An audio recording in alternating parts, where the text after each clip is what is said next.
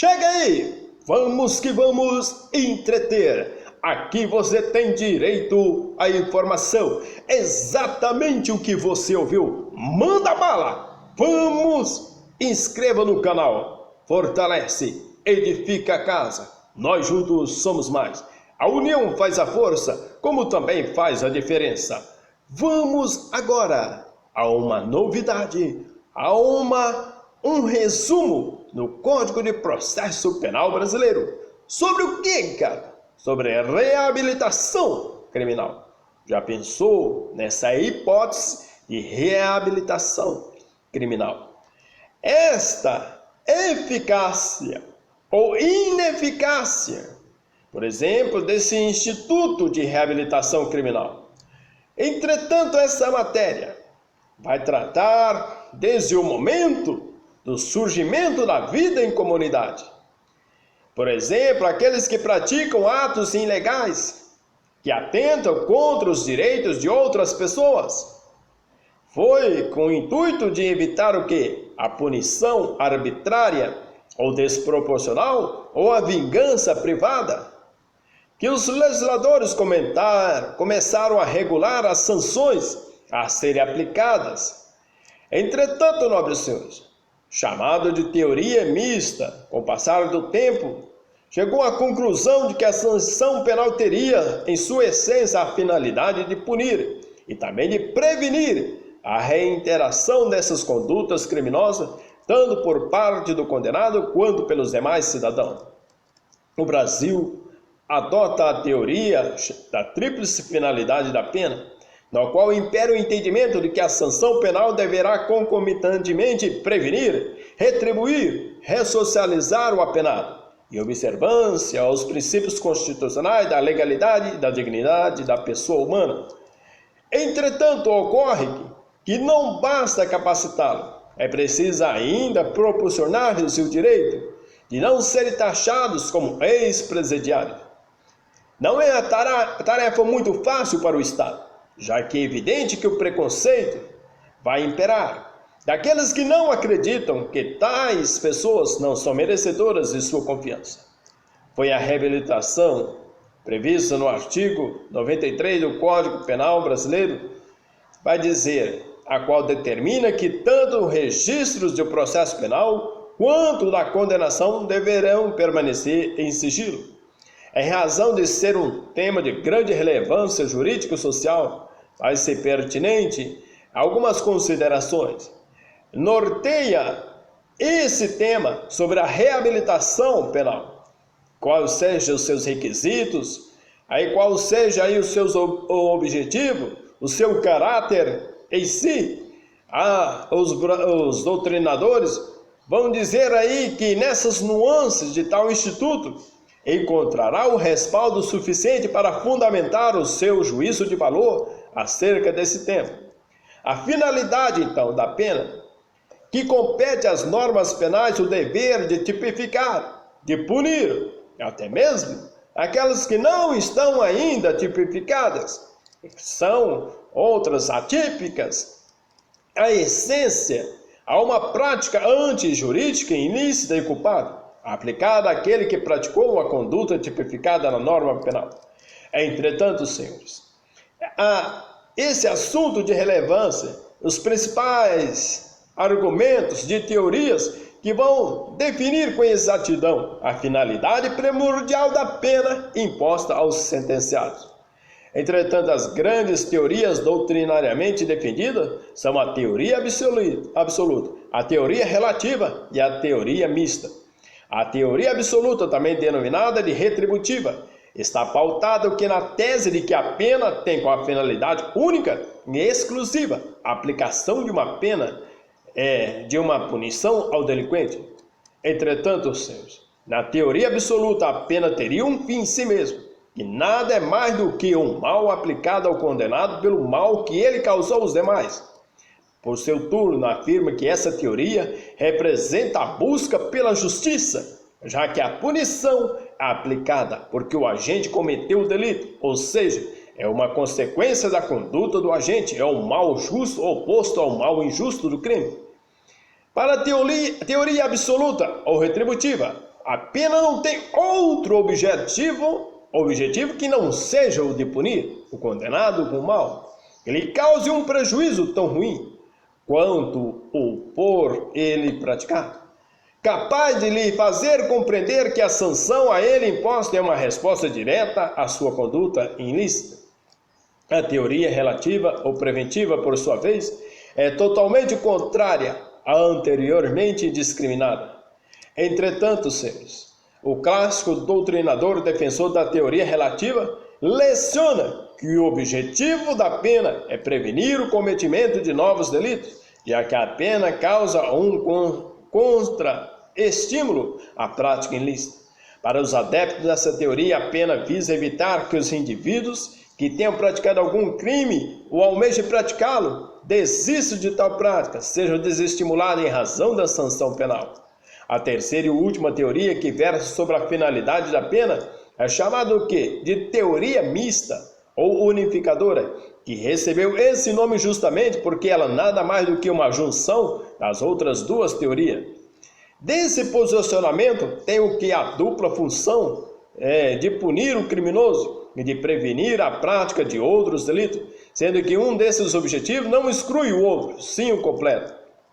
Vai mais além ao dizer que, somado ao caráter preventivo e retributivo, a pena deve ainda se preocupar em reeducar o sentenciado, até o caráter pluridimensional da pena. O ordenamento brasileiro é signatário dessa teoria, sendo que compete ao judiciário o dever de proporcionar ao condenado os meios necessários para que o apenado não volte a delinquir e retorne à sociedade com condições reais de competir no mercado de trabalho. Os efeitos da condenação. Quanto aos efeitos decorrentes da condenação, além de punição de privar o direito à liberdade, restrições de direitos ou multa, o indivíduo apenado deverá arcar ainda com outros efeitos da condenação. Entretanto, nobres senhores, conforme está disposto na lei, são os efeitos extras penais genéricos da pena, os quais, diga de passagem, esta previsão expressa condenatória e são aplicadas automaticamente após o trânsito em julgado da condenação. O primeiro deles é de tornar certa a obrigação de indenizar. Assim, a condenação do acusado na esfera criminal surtirá os seus efeitos no âmbito civil, sendo que a sentença condenatória é transformar-se em um título executivo judicial para aqueles que foi vítima do apenado. Em um caso prático, a vítima sob posse de decisão que comprova que é a autoria.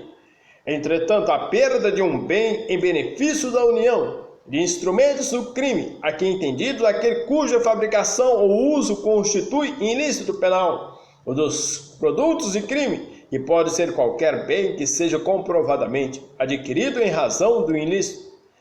Entretanto, senhores, não ocorrerá em prejuízo de lesado ou de terceiro que comprovar sua boa-fé. Os efeitos extras penais específicos, por sua vez, são disciplinados no artigo 92, sendo eles a perda de função pública, cargo ou mandato eletivo, incapacidade para o exercício do pátrio poder, da tutela ou da curatela, ou inabilitação para dirigir veículo automotor. Entretanto, o crime de abuso de poder ou descumprimento de obrigação com a administração pública, o réu seja condenado à pena privativa de liberdade a partir de 1 ano e nos demais casos, quando a pena for fixada acima de 4 anos. Segundo o efeito extrapenal, que corresponde à incapacidade para exercer a tutela, curatela ou pátrio poder, hoje denominado poder familiar, será aplicado somente nos casos em que a condenação for decorrente de crime doloso contra o filho tutelado, curatelado e a sanção penal for punida com reclusão. Entretanto, o terceiro e último efeito elencado na norma penal corresponde à inabilitação para dirigir veículo automotor, aplicando somente aos casos em que o veículo for utilizado dolosamente na prática de delito. Entretanto, senhor, a reabilitação criminal, apesar de tratar de um tema de grande relevância, acaba se passando despercebido ou desapercebido no dia a dia. E muitas pessoas que, na maioria das vezes, não conseguem conceituar tal instituto jurídico. e o desconhecimento, a reabilitação criminal é um instituto penal que possibilita ao apenado o direito de manter sob sigilo a condenação penal que lhe foi anteriormente imposta e já foi cumprida por ele. Enquanto a dignidade da pessoa humana, a reabilitação tem a finalidade de resguardar o sentenciado dos olhares preconceituosos e discriminatórios da própria sociedade. Imaginamos tratá-lo com tal desapreço ou tratá-lo depreciativo ou de modo a ignorá-lo. Entretanto, propiciar a eles condições necessárias para atravessar o período de transação entre o mundo do crime e a nova vida, assim iniciar dali em diante.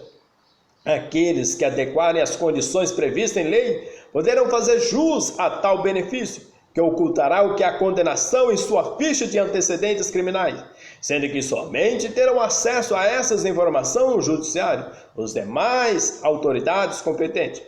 Quanto à previsão legal, a reabilitação criminal está prevista nos artigos 93 do Código Penal brasileiro e no 743 do Código de Processo Penal e no artigo 202 na LEP, Lei de Execuções Penais, Lei 7.210 de 84.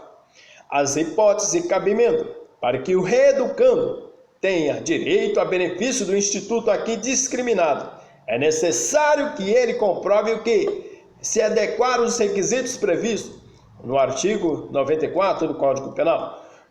O primeiro requisito para que o condenado possa requerer o direito de reabilitação é a obediência do lapso temporal de 2 anos, depois da extinção da pena ou da execução, ainda incluso o período de suspensão da pena ou do livramento condicional.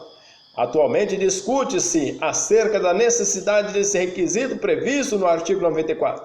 Ao tratar do Instituto da Revisão Criminal, não estabeleceu nenhum prazo para requerimento de tal benefício. Entretanto, ainda no mesmo artigo, que o apenado deverá comprovar que possui domicílio fixo pelo mesmo prazo de tempo discriminado, bem como deve comprovar que se comportou bem durante todo esse período. Entretanto, é enfático afirmar que os pressupostos acima explanados são cumulativos, não sendo permitida a concessão de tal benefício nos casos em que o apenado não houver comprovado alguns deles, sendo que no caso de reparação do dano, esse deverá ao menos justificar a impossibilidade de fazê-lo. Quanto à autoridade jurídica, a julgar o requerimento de reabilitação criminal, prevalece na jurisprudência o entendimento de que será competente o juízo em que o apenado fora condenado e não da execução penal. Assim sendo, o reeducando que possuir todos os requisitos para a reabilitação deverá requerê-lo junto ao juízo da sua condenação. Quem apreciará o seu pedido? Caso seja concedido, além da retirada da sentença condenatória da ficha criminal do condenado, poderá ainda o magistrado suspender os efeitos extrapenais específicos do previsto no artigo 92 do Código Penal.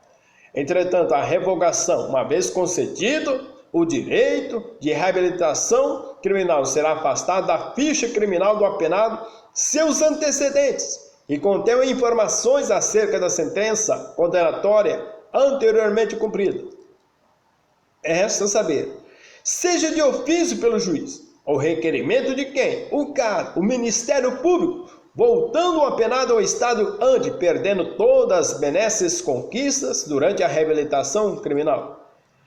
Reabilitado, seja o condenado à pena definitiva, como reincidente, como pena distinta de multa. A doutrina afirma que, da leitura simples do dispositivo acima mencionado, é possível identificar a presença de 3 requisitos cumulativos.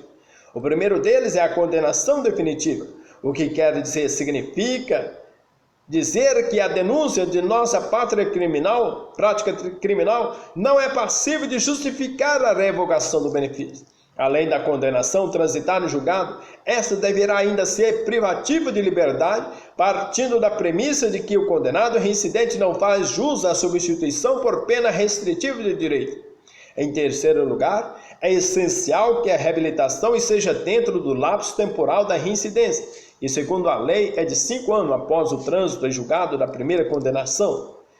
Entretanto, a ineficácia do Instituto Autônomo da Reabilitação Criminal fica evidente a função social, que visa o que é atingir, partindo do pressuposto de que a omissão de ficha criminal do reabilitado é indispensável na trajetória de reinserção social. Fazer a reinserção social de quem? Do indivíduo. Porque todos sabem, e seria uma hipocrisia negar que a sociedade tem o receio de empregar, de contratar um ex-detento e levar para dentro da sua empresa ou da sua casa para trabalhar. Através da reabilitação criminal, o sentenciado que cumpre sua pena e comprova os requisitos necessários terá uma possibilidade real de mudar de vida, deixando de ser mal visto pela sociedade, pelos demais sociedade, alguém que viva às suas margens e passando a usufruir do direito constitucional da dignidade da pessoa humana. O problema enfrentado pelos detentos estaria resolvido após a criação do Instituto da Reabilitação Criminal, já que estariam afastados os preconceitos, as dificuldades, a malversação normalmente enfrentadas. Entretanto, não é uma tarefa muito simples. Por exemplo, estudiosos forenses começaram a questionar de tal instituto é verdadeiramente eficaz, já que na teoria tudo estaria resolvido. Na prática, é outra situação. Entretanto, para os críticos do tema, a reabilitação não tem se mostrado eficaz, em razão de que esta mostra ser ineficiente diante da real situação. Os condenados são encaminhados para o cárcere, se deparam com uma situação indigna de superlotação, a falta de estrutura física para alojar tantos apenados. O sistema é falido. A grande realidade dos presídios brasileiros é que os sentenciados são esquecidos dentro de suas celas, sem receber educação, qualificação profissional, o mínimo de apreço ou de consideração. Trocando em miúdos, a finalidade ressocializadora da pena há muito não existe nas cadeias brasileiras. Não é inviável. Que serve apenas como verdadeiras escolas de crime, onde o indivíduo entra como pequeno infrator e sai como grande criminoso. Em outras palavras, que cumpre toda a sua pena, mesmo que tenha sido beneficiado desse instituto, que é um direito subjetivo seu, acaba saindo da cadeia sem condições de mudar de vida. Entretanto, a sociedade sem qualquer condições busca condições dignas de sobrevivência, já que sai dos presídios sem possuir qualquer tipo de formação acadêmica ou escolarização profissional que lhe permita um trabalho digno. E por esse motivo, senhores, afirma que a reabilitação criminal adotada no ordenamento brasileiro é ineficaz, já que o poder público peca ao lavar suas mãos, não se preocupando com os caminhos a serem tomados pelo reabilitado. Observa que, após o cumprimento da pena, o poder público não se preocupa em estabelecer políticas públicas que sejam capazes de reinserir o condenado efetivamente na sociedade. A reinserção do condenado. Após a liberação do cárcere, o reeducando acaba retomando a vida do crime, sendo ainda considerado um dos piores fatores de influência negativa e nefasta para a sociedade. A pessoa que vai reincidir em práticas reiteradas de crime. A experiência tem demonstrado que a reabilitação criminal, apesar de ser um importante instrumento na busca pela reinserção do apenado, mostra-se verdadeiramente ineficaz, já que ela não é suficiente para retirar o condenado da vida do crime, porque ele vai perdurar ainda por mais vezes, mais crimes ainda. O trabalho de reeducação, de ressocialização que deveria ter ocorrido durante o período de cumprimento da pena nunca ocorreu. Ou seja, o apenado, na maioria dos casos, retorna para a sociedade pior do que estava antes, mais carregado, mais hábil, mais preparado para a investida no mundo do crime. Esse instituto é totalmente ineficiente, já que estão incontáveis os casos em que sua utilização foi essencial na vida daqueles que conseguiram galgar melhores condições de vida. Após o cárcere, hoje vive dignamente longe do crime. Entretanto, a reabilitação criminal é um instrumento na busca pela recuperação dos apenados. uma vez que lhe concede o direito de manter em sigilo sua condenação criminal, dando-lhe maiores condições de mudar de vida. Isso porque os grandes defensores desse instituto afirmavam que a ficha criminal era uma afronta ao direito à privacidade, à intimidade do ex-condenado, que após anos de cerceamento de sua liberdade tinha ainda que enfrentar o preconceito, a discriminação, o que impossibilitava de conseguir um emprego digno. Assim surge a reabilitação criminal. Ocorre que, se mostrado insuficiente na busca pela reinserção social do condenado, haja vista que a reincidência criminal é uma realidade brasileira, a consequência de um sistema penitenciário falido, que não é capaz de oferecer meios de reeducação do preso que apenas permanece no cárcere. Por exemplo, em razão disso, quando posto em liberdade, o ex-presidiário não apresenta as condições necessárias para o convívio social, e por entender ser o caminho mais fácil a trilhar, volta à prática novos delitos até ser novamente condenado e retornar ao cárcere.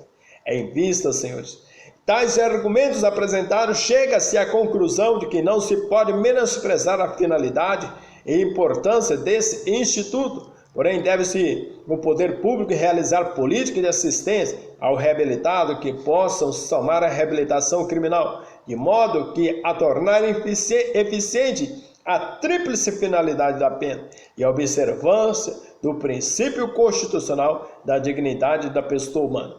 Entretanto, nome do Senhor, por mais que seja ineficaz a reinserção ou fazer com que essa pessoa venha voltar novamente à sociedade, seria difícil, seria complicado essa pessoa voltar sem uma destinação adequada, sem ter a oportunidade para seguir a sua vida adiante. Nobres senhores, está aí a minha contribuição acerca da reabilitação criminal. É reabilitar o preso que sai da prisão ou da cadeia. Nobres senhores, um O de obrigado, um A de abraço, um F de fortalecimento para todos vocês. Siga-me pelas redes sociais, pelo YouTube, se inscreva no canal.